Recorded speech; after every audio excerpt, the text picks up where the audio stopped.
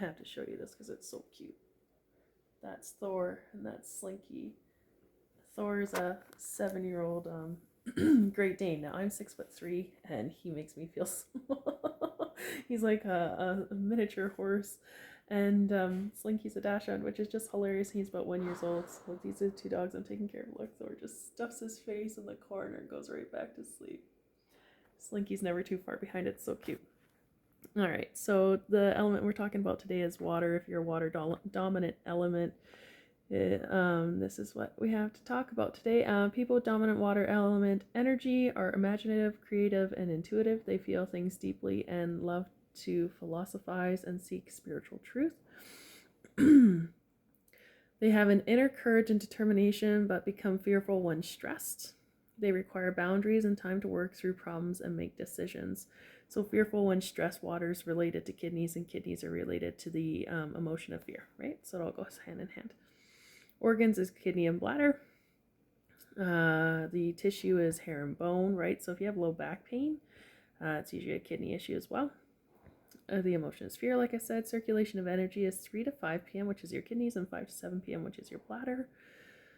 Part of the body associated with water is your ears. So again, if you get red flesh ears, that's a kidney stagnation or issue.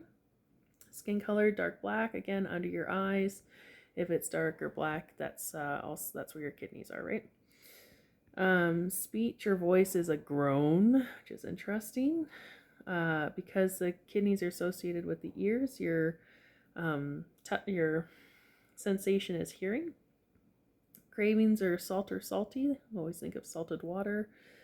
And secretion is urine. Again, that just goes back to your kidney and your bladder, right? So how to spot a dominant water element person: large ears or ear lobes, domed forehead, shadowing around eyes, strong prominent chin, black undertone to complexion, large hips, plump or softness to face and body, thick wrists and ankles, thick or wavy hair, excess or thin or balding deficiency.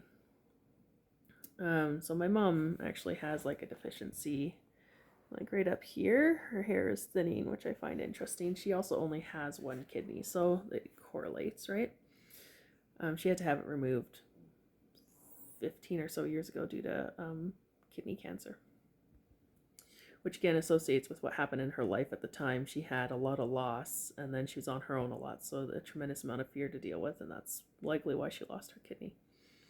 Signs and symptoms of water element imbalances: arthritis, joint pain, low back pain, flank pain, edema, issues with libido, too high or too low,